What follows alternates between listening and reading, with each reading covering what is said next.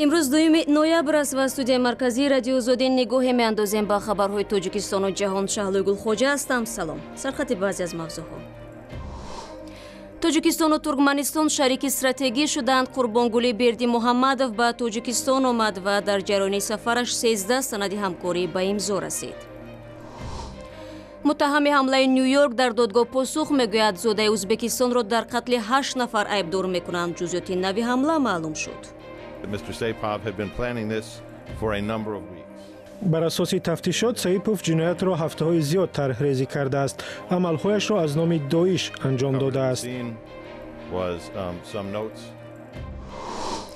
به اعتباری به قانون پارلمان تاجیکستان به طور جدی تماکوکشی را در کشور محدود کرد، ولی ظاهراً اجرای طلبات نو هنوز روی کاغذ است. صبح امروز رئیس جمهوری ترکمنستان با سفری 2 روزه وارد دوشنبه شد. این سفری چهارمی رسمی قربانگلی بردی محمدов به تاجیکستان در 9 سال رهبریش است. پس از مراسم رسمی استقبال نخست ملاقات یک به یک رئیس جمهوران تاجیکستان و ترکمنستان برگزار شد و بعداً هیئت‌های دو کشور مذاکرات نمودند. همکاران ما نیز در قصر ملت بودند و میگویند این ملاقات با امضای چند سازشنامه به پایان رسید. و آخری هیئت‌های بلندپایه تاجیکستان و ترکمنستان امروز 2 نوامبر در قصر ملت با امضای 13 سند به انجام رسید. مهمترین سند امضا شده این اعلامیه مشترک درباره همکاری‌های استراتژیکی میان تاجیکستان و ترکمنستان میباشد. بر اساس این سند تاجیکستان و ترکمنستان من بعد برای همدیگر همچون شریک استراتژیکی به حساب میروند. سندهای دیگری امضا شده همکاری‌ها در بخش معارف، تجارت، سودا و همچنین حالتهای اضطراری را در بر میگیرد. بر اساس یک سند دیگر که از جانب شهردار دوشنبه و شهردار اشخاباد به امضا رسید، پایتخت‌های تاجیکستان و ترکمنستان من بعد برای همدیگر برادر شهر به حساب می‌روند. در اظهارات مشترک مطبوعاتی امامعلی رحمان پرزیدنت تاجیکستان گفت همچنین در این واخوری با همتای ترکمنش در برابر این مسائل‌های بین دولتی دایر به مشکلات منطقه هم تبادل افکار نمودند. ضمن بررسی مسائل بین المللی ما اینچنین دایر به ضرورت بر راه ماندن تلاش‌های مشترک در مبارزه بر ضد تروریسم، اکستریمیسم، گردش غیرقانونی مواد مخدر و شکل‌های دیگر جنایت‌های متشکل فرامیلی صحبت کردیم. قربانگلی بردی محمدов پرزیدنت ترکمنستان از وضع همکاری‌های دو جانب در سمت معارف و فرهنگ اظهار قناعتمندی نمود، ولی وی افزود طرح‌های بزرگ منطقوی که هر دو کشور شامل آنند باید برای اجرای آن جدی کار کرده شود. از جمله بردی محمدov به طرح راه آهن ترکمنستان، افغانستان، تاجیکستان اشاره کرد که تصمیمشان جدی بود و امیدوار است مذاکرات سر اجرای این طرح از سر گرفته می شود.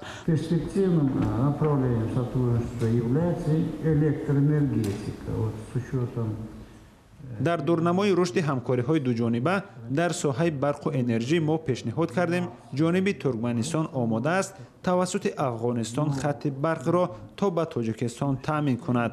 البته اگر این جانب خواهد ما خصوصا در فصل زمستان برق می‌دهیم. Осуществите подачу электричества транзитом через Афганистан, Таджикистан в осенне-зимний период. مقام‌های بلندپایه دو کشور اظهار امیدواری کردند که این سفر قربانگلی بردی محمدov به تاجیکستان برای تقویت همکاری‌های دو کشور تکان جدی خواهد بخشید.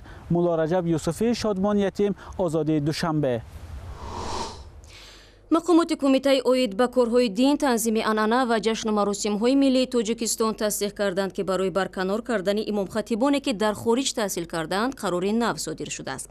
افشین مقیم سخنگوی کمیته دین تاجیکستان روز 2 نوامبر در صحبت با رادیو زودی گفت که روز 28 اکتبر این قرار با امضای معاون اول رئیس این نهاد امیربک بکنظرف امضا شده است. تفصیلات این مطلب در سایت آزادی www.azadi.org نشر می شود. رو می‌آوریم به موضوعهای جهانی. دادستانی آمریکا نسبت شهروند ازبکستان از روی مدعی تروریسم پرونده باز کرده است. سیفullo Soipov در قتل 8 نفر در نیویورک متهم می‌شود.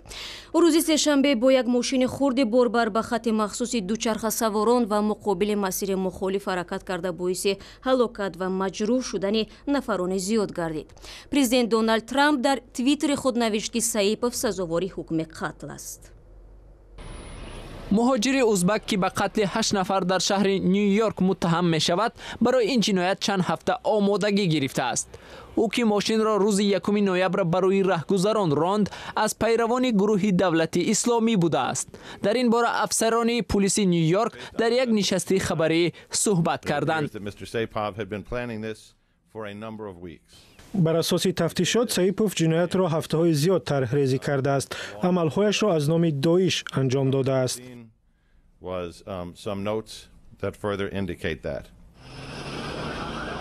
پلیس در جای حادثه نوشتجات با زبان عربی در وصف این گروه افراطی پیدا کرد.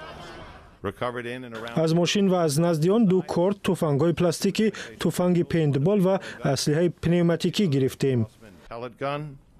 به قول جان میلر، سایفوللو سویپوف زیر نظر پلیس و نظارت خدمات تحقیقات فدرالی آمریکا قرار نداشت. مقامات انتظامی حالا تماس‌ها و شریکان احتمالی او را جستجو دارند.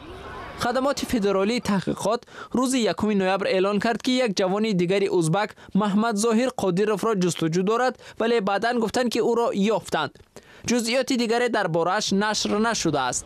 سایفوللو سویپوف 29 ساله ماه مارس سال 2010 به آمریکا آمده و قانونی زندگی می‌کرده است. به نوشته خبرگزاری رویترز، والدانش در یک محله عادی در شهر تاشکند زندگی می‌کنند. دونالد ترامپ رئیس جمهوری آمریکا خواسته است که علیشیر سویپوف به قتل محکوم شود. روز چهارشنبه بر اثر ترکش ماشین‌های انتقال دهنده مواد سوخت در شهر چوریکور واقع در شمال و غرب پایتخت افغانستان کمش 15 کشته و 27 کسی دیگر مجروح شدند. ساکنان محلی میگویند که ماشین‌ها یا خود تانکرها منفجر شده اتوبوسی در نزدشان قرار داشته را نیز به کام آتش کشیدند. آنها طلب دارند که مقامات ماشین‌های بارکش را به شهر راه ندهند.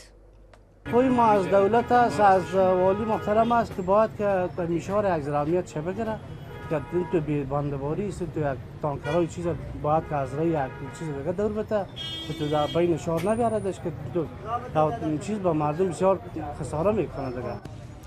به قول مقامداران امنیتی بمب را در ماشین‌های مواد سوخت چسبانیده بودند. آنها می‌افزایند که آتش گرفتن اتوبوس مسافربر شمار قربانی‌ها را افزایش داد. سخنگوی حکومت محلی وحید شهکار فوت 15 نفر و جراحت 27 کسی دیگر را تصدیق کرد.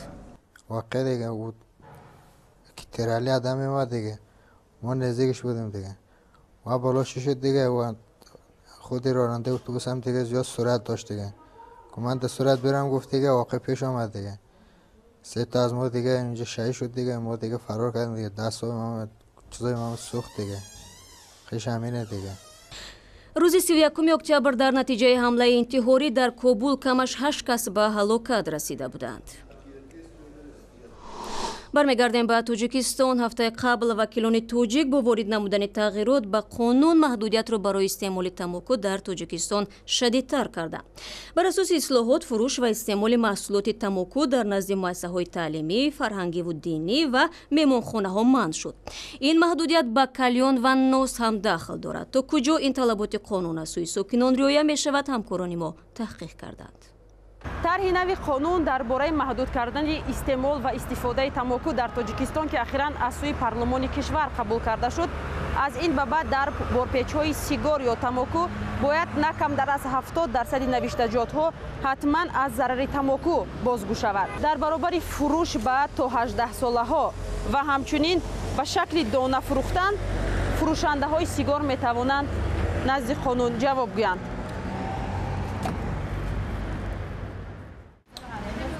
بر اساس طرح نوی قانون که بعد از امضای پرزیدنت مورد عمل قرار میگیرد، همچنین نوشتجات تبلیغاتی در بارپیچ آن که طعم تماکو را به میوه ها شباهت میدهد و یا عباره های دیگر تبلیغاتی دارد منع است.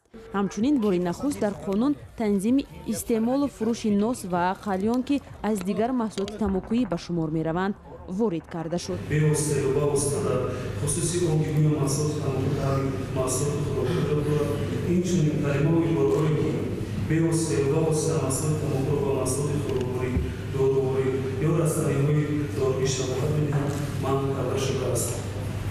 طبع مشاهده می شود تا هنوز در کشور جایهای مخصوص برای فروش و استفاده محصولات تماکو پورا فراهم نشده است. حالا ساکنان در دلخواه جای سیگار میکشند و دود آن را صدها نفر نفس میکشد. ҳатто мушоҳидаҳои мо нишон дод ки то ҳол дар назди муассисаҳои таълимии кишвар ҳам фурӯши тамоку ошкоро ба роҳ монда шудааст. аксар сокинон аз ин тарҳи қонун пуштибонӣ мекунанд ва мегӯянд тарки сигор кардан метавонад ҳам саломатии онҳоро ҳифз кунад ва ҳам ба фоидаи ҷайби онҳо бошад. аммо онҳое ки тарки одат барояшон мушкил аст, аз он нигаронӣ мекунанд ки то ҳанӯз шароите барои сигоркашӣ дар ҷойҳои ҷамъиятӣ ҳанӯз як мушкили асосӣ боқӣ мондааст. баҳс мекунем. тибқи омори созмони ҷаҳонии беҳдошт, ҳамасола беш аз 5 миллион одамон аз зарари тамоку мефафтанд. ҳоло кишвари Тоҷикистон дар минтақа аз лиҳози истеъмоли тамоку дар ҷойи сеюм қарор дорад. бар асоси омори расмӣ феълан дар кишвар беш аз 500 000 нафар тамоку мекашанд ки 78% онҳо мардон, 10% зан ва 12% дигарон ноболиғон ташкил медиҳанд. бархе аз сокинон мегӯянд ҳоло истифодаи фаровони нос ҳам миёни мардон зиёд аст ки ба гуфтаи табибон зарари он бештар аз зиёни сигор дониста мешавад.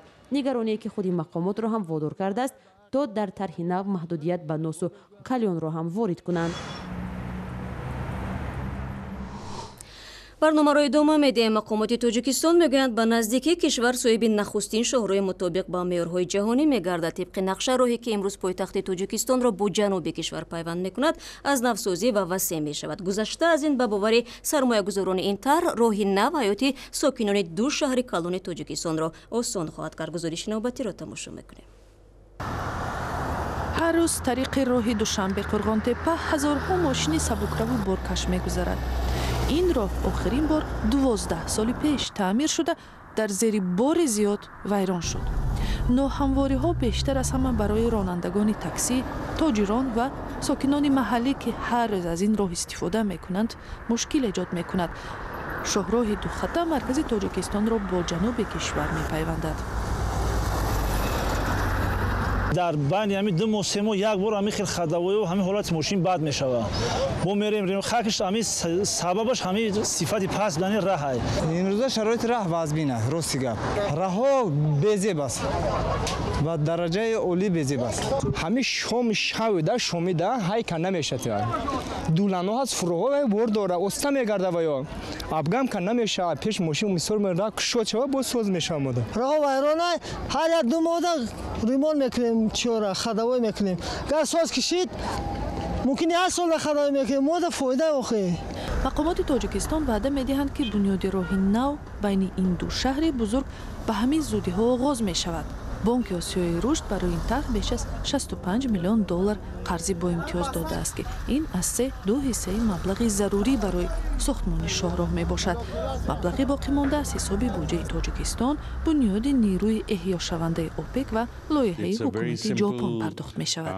раҳбарияти бонки осиёи рушд дар Тоҷикистон мегӯяд роҳи васеъу босифат барои рушди иқтисодиёт такони ҷиддӣ хоҳад дод.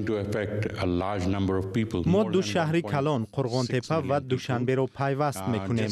сохтмони мазкур дар ҳаёти сокинони ин шаҳрҳо ки беш аз 1 миллион 600 000 нафарро ташкил медиҳад, дигаргунии мусбатро ба вуҷуд меорад. роҳ бо истифода аз технологияҳои инноватсионӣ бунёд мешавад. мунфарши босифат, минтақаҳои махсуси бехатар барои роҳгузарон ва чоргоҳ, истгоҳҳои нақлиётӣ ва таъмин бо рӯшноие ки ҳоло шоҳроҳ онро надорад. ин гуна шоҳроҳе то ҳол дар Тоҷикистон сохта нашудааст. мо бунёди энергияи соф ба ин лоҳия ҷалб кардем. роҳ аз ҳисоби панелҳои офтобӣ равшан карда мешаванд. панелҳои офтобӣ тавони бо барқ таъмин кардани баъзе деҳаҳоеро ки дар қабати роҳ ҷой гирифтаанд дорад. мо усулҳои муосирро барои бехатарӣ дар роҳ роҳандозӣ мекунем. ин лоҳияи инноватсионӣ аст. бонки осиёи рушд дар бахши нақлиётии Тоҷикистон сармоягузори бузург аст. ин ниҳоди молӣ токунун дар тарҳҳои мухталиф беш аз 500 миллион доллар маблағ гузоштааст. ва вазоратҳои маорифу фарҳанг ва умури дохила бо саркардаҳои душвортарбия дар мактабҳои шаҳри Душанбе корро оғоз карданд. супоришро дар ин замина шаҳрдори Душанбе Рустами Эмомалӣ содир кардааст. ба феҳристи ба ислоҳ пешвоҳои наврасон 222 хонандаи мактаб номнавис шудаанд. бо ин хабар барнома имрӯзро анҷом медиҳем, вале шумо метавонед матолиби бештар аз инро дар сомонаи бахши тоҷикии радиои озодӣ пайдо кунед. бо сипос ба ҳар яки шумо азизон. худо нигаҳдори ҳар яки шумо бошад.